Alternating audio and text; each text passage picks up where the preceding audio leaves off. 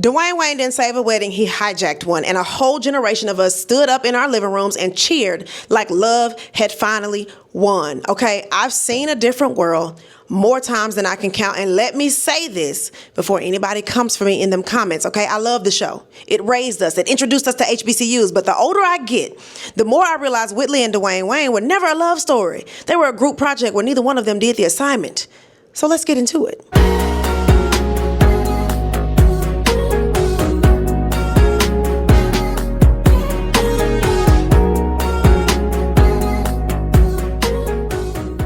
What's up, everybody? It's your girl Indescribable, aka Geraldine Lake, and I am back to dissect the toxic relationship that is Dwayne Wayne and Whitley Gilbert. Here's the thing that nobody wants to say out loud, okay?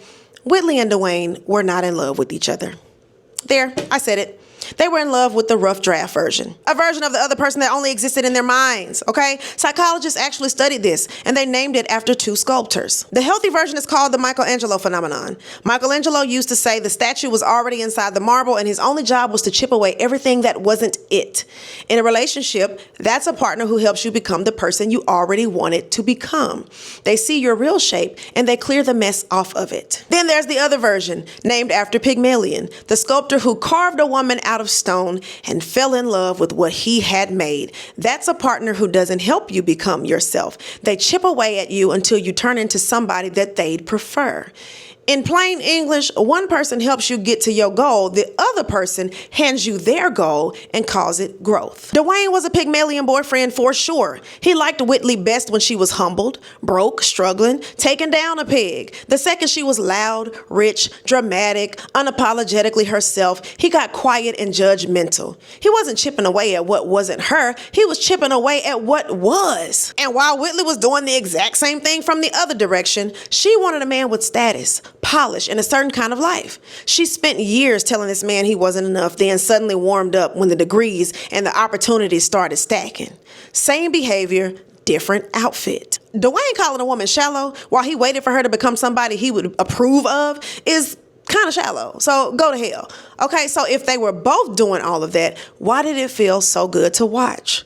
Because they hit on one of the strongest tricks in the whole science of attraction. Back in 1965, two researchers ran a study on how we decide who we like. They found something crazy. We're not mostly drawn to people who liked us the whole time. We're mostly drawn to people who started out cold and then came around. When somebody who wasn't impressed with you finally gets impressed, it lands harder than a compliment from somebody who's been cheering for you since day one. Think about it like school. An A from an easy teacher feels nice, okay? But an A from a teacher that fails everybody feels like you won a championship. That's the whole engine of this couple. They started as opposites who got on each other's nerves. So every crumb of approval, it felt like a trophy. And every soft moment felt genuinely earned. But here's what I need y'all to really catch, okay? That feeling is about the climb. It's not the person. You can get that high off somebody you have absolutely nothing in common with. It's chemistry, not compatibility. And those are two different words for very different reasons.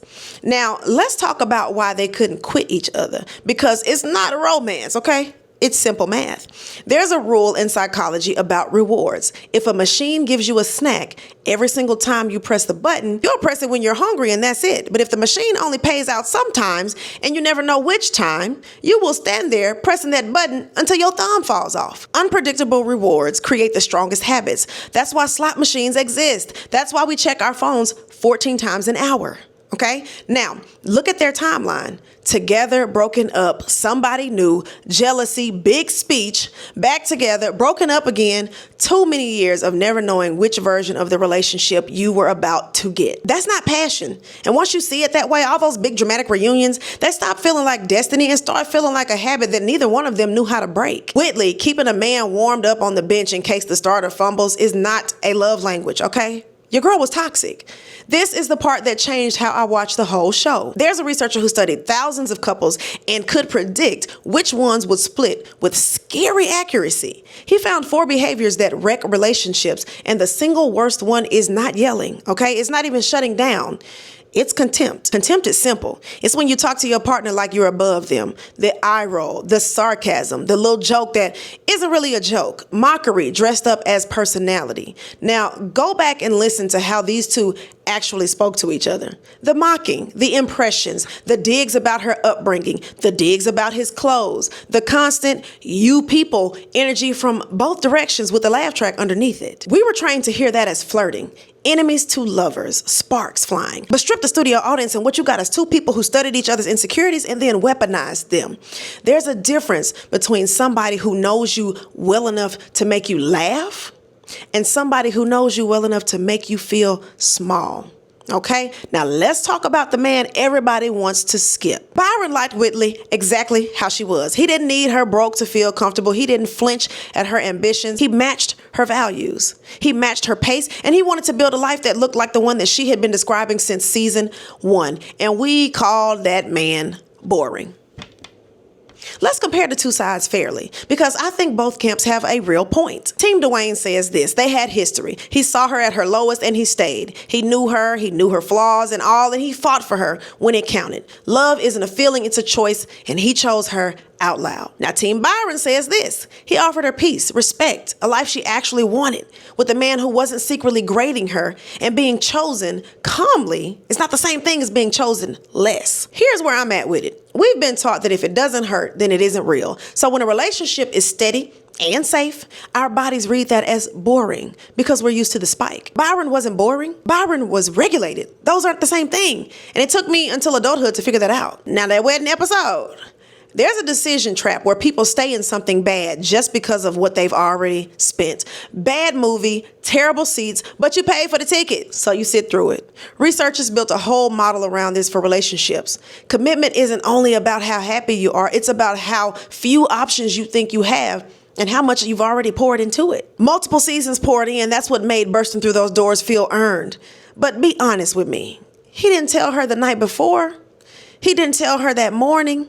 He waited until the room was full, the dress was on, and the whole audience was watching. That was not brave. Dwayne was manipulative, okay? Will you? Blessed are those who ask the questions, brother. Whitley, I love you, and if you'll have me, I want you to be my wife. What the hell are you doing? Hey, I'm sorry, Byron, I love her. Stop! Just stop! Let him go, man. Will you have me, Dwayne, as your lawfully wedded husband from this day forth to having a whole and richer for poorer? Baby, please! For waiting for the biggest crowd possible to say the thing you could have said in private a month earlier, Dwayne, go to hell. Yeah, and Byron, he lost his wedding, his dignity, and his moment, and then he got asked to be gracious about it. I'm sorry, Byron. No. That man handled that with more class than I would have, because my whole family would have stumped a mud hole in Dwayne Wayne. Period. Let me argue against myself for a second, because I don't like a one-sided breakdown, okay? Some of y'all are going to say that they made it. They got married, they had a child, they grew up, and that is true. And honestly, there's real research on couples who expand each other. Partners who pull you into new experiences, new confidence, a bigger version of your life. People absolutely can start messy at 20 and become solid at 30. But growing up later doesn't make the pattern healthy while it was happening. Both things can be true.